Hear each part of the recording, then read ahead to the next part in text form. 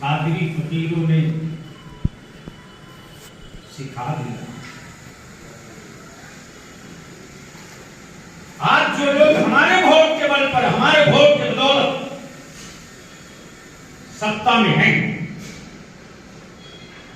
उनके दिमाग पर एक नशा है कि मुसलमान विकलांग है, मजबूर है, कहा जा सकता है। कल दिन से ही मैंने ऐलान किया है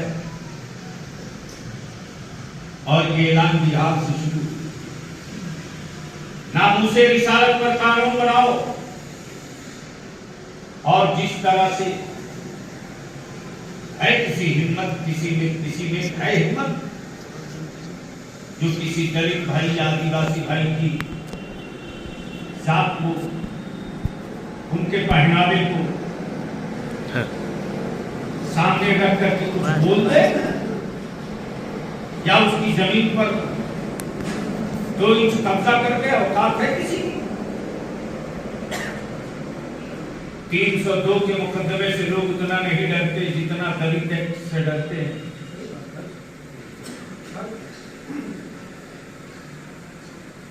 तो अब किस बात का इंतजार है साहब? कमीशनों की रिपोर्ट बता रही है मुसलमान मजलूम है, कमीशनों की रिपोर्ट बता रही है मुसलमान दलित से बदतर है, सच्चर कमीशन की रिपोर्ट कह रही है मुसलमान सर्विस मुलाजमत में 0 पर है, सच्चर कमीशन की रिपोर्ट बता रही है मुसलमान इकोनॉमिकली पुअर हो चुका है। तो समाज में सुकून और चैन से जीने के लिए जिस तरह दलित भाइयों की इज्जत, आबरू, जान, माल, बेटी बहन की सुरक्षा के लिए दलित एक्ट है, वक्त आ गया है कि अब मुसलमानों की जान, माल, इज्जत, आबरू की हिफाजत के लिए उन्हीं धाराओं के साथ मुस्लिम सेफ्टी एक्ट बना दी जाए। लड़ाई तो होगी, आर पार की लड़ाई। लोग हमारे बच्चों को डराएंगे किसी को दिखाकर, वो आ रहा, वो आ रहा, वो आ रहा, वो आ रहा। बलियाबी ने भी और अपने आलिमों को भी कह दिया, मेरे उलमा ने भी सर पे कफन बांध ली कि हमारी पुरानी तारीख है। जब ये मेंबर पर जाते हैं तो अमामा बांधते हैं कपड़े का, और उतर गए मेरे उलमा मैदान में सफेद अमामा बांधकर। तो हम सफेद कपड़ा 2 ही वक्त इस्तेमाल करते हैं, या तो मरने का अहद कर लें तब करते हैं, या अरफात के मैदान में उतरे तब करते। तो आप गुजरात में जिस जज्बे का मुजाहिरा किया, हम गुजारिश करेंगे सदर साहब से और आप सभी से कि हर पंचायत में एक इस्तकबालिया कमेटी हो।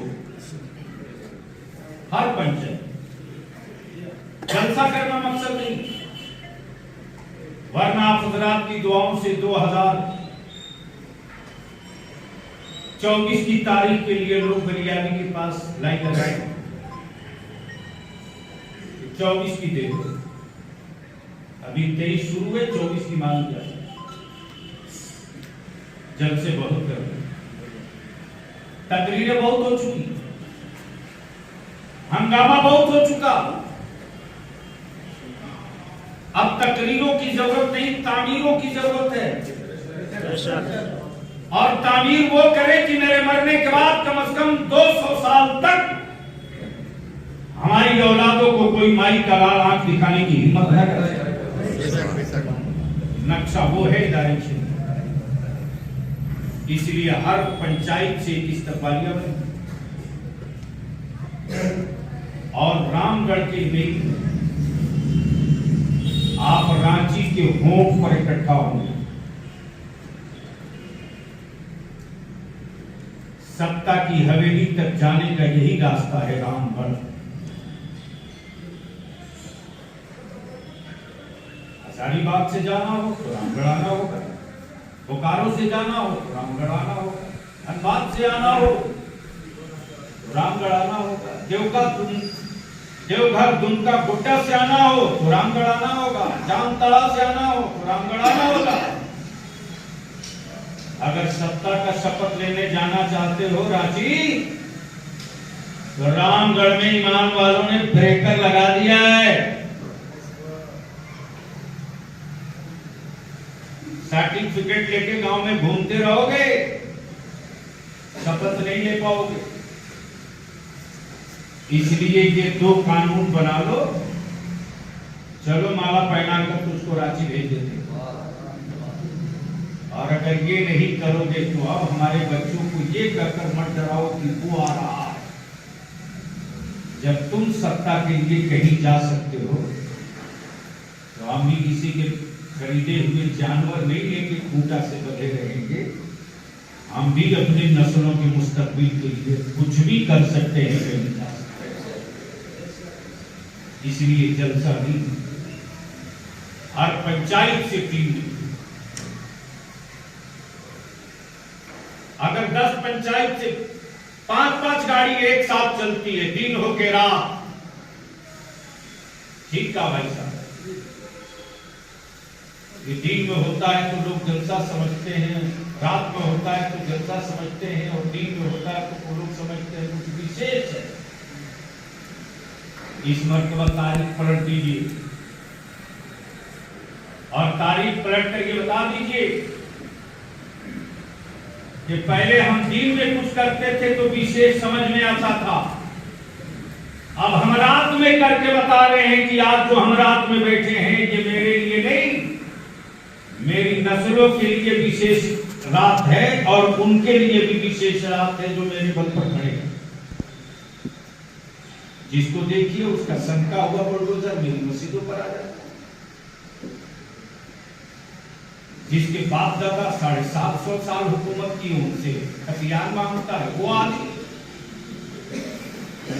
जिसका परदादा खुद भारत में आया है 1935 के बाद, एनआरसी का तूफान आया, आंदोलन हुए, लोग घर गए, लेकिन आपका बलिया भी घर नहीं गया। सुप्रीम कोर्ट में तने तनहा अगर किसी मजहबी तंजीम की तरफ से ठास के कोई केस लड़ रहा है तो आपका इदारे शरिया और आपका बलिया भी है जो इनको डिगा के रखे। उसी सिलसिले में एक हफ्ते तक मौलाना फखरुद्दीन साहब, जहां सर्दी माइनस में चल रही थी, 3, 4, 6 हमारा आलिम सुबह सवेरे 7 बजे बैठ लिए इस वकील के पास, उस वकील के पास, उस रजिस्ट्रार के पास, सुप्रीम कोर्ट के कभी उनके चैम्बर में, कभी उनके चैम्बर में। क्यों? क्या मतलब? 3 तलाक का मामला है,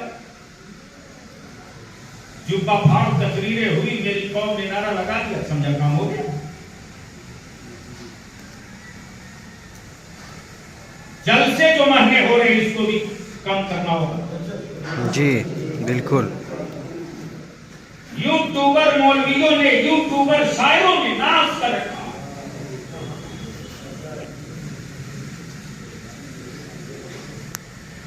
कहां कुरान और हदीस में लिखा है कि 5 लाख की चादर चढ़ाओ गरीब नवाज की?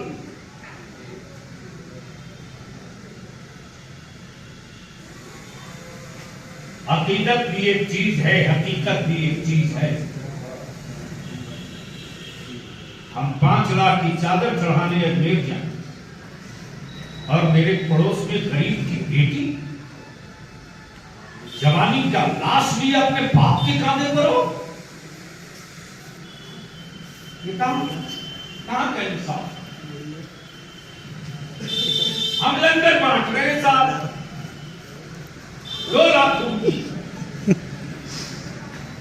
और मेरा अपने भाई की औलादे रोटियों को तरस रही,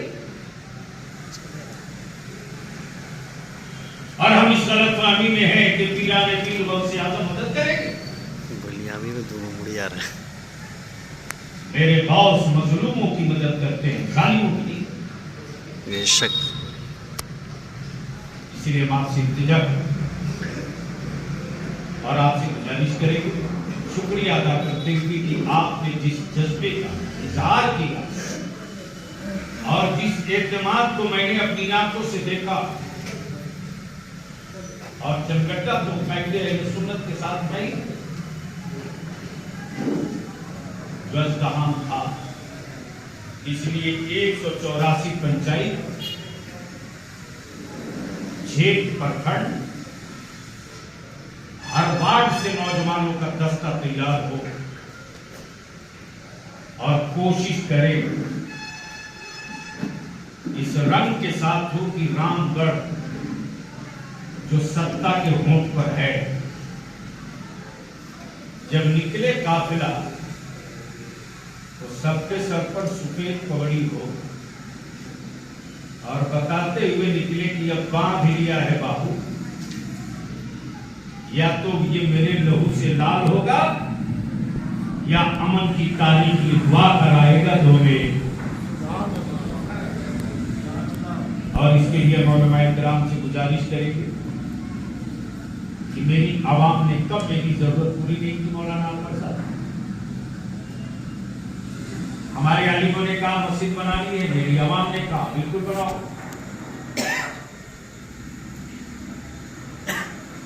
मौलाना हबीब साहब खड़े हुए, इन्होंने कहा कि मस्जिद की ढलाई है, सीमेंट गिट्टी बालू। लोगों ने कहा मेरा घर बाद में बनेगा हजरत,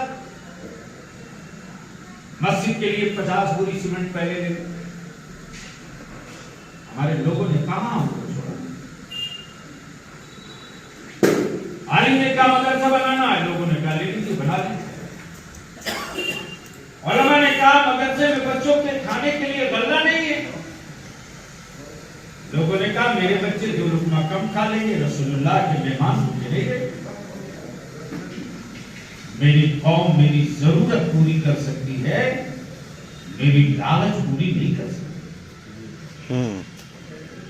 अगर हम अपने मजहब और अपनी नस्लों की जरूरत बन जाए तो बलिया भी तो तजर्बा किए हुआ है, मालूम हो जाए कि बलियाबी को बुखार है तो मुझे पूरा भरोसा है कि मुल्क भर से 10-20 हजार नौजवान का बस चले तो डॉक्टर का गट्टा पकड़ के लेके आ जाएंगे।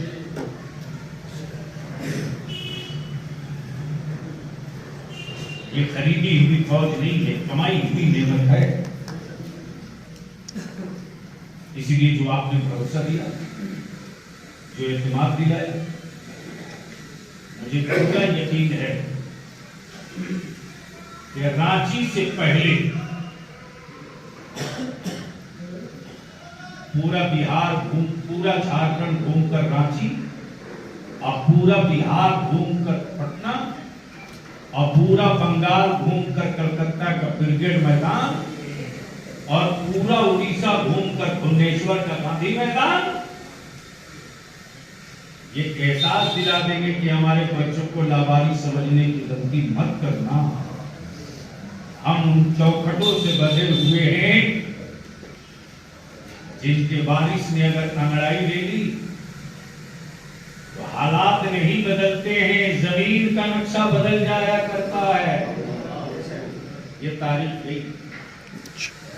इसलिए मैं पूरे इत्मीनान और वसूख के साथ, क्योंकि अभी रमजान शरीफ का महीना भी करीब है, मदारिस के भी जलसे हो रहे हैं और जैसा कि मौलाना फखरुद्दीन साहब ने बताया, सूत बाई सूत यानी इंची टेप से निकाल करके 28 शाबान तक के लिए तारीखें तय हो।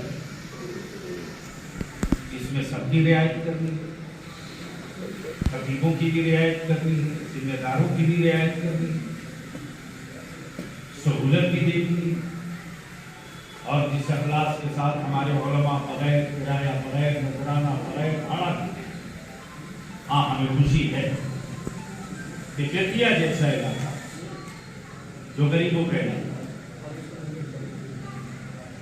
मौलाना अनवर साहब पहले 1 साल लगे हैं हमको सुन्नी गांव दिलवाने में और तहरीक बेदारी का रंग दिखाते। सदर साहब 50 साल के बाद उस शहर में मेरे लोगों ने आकाए रहमत पर खुल करके सलाम पढ़ा। 50 साल के बाद उस वक्त उनकी कैफियत ये थी कि सिर्फ आंखों से आंसू गिर रहा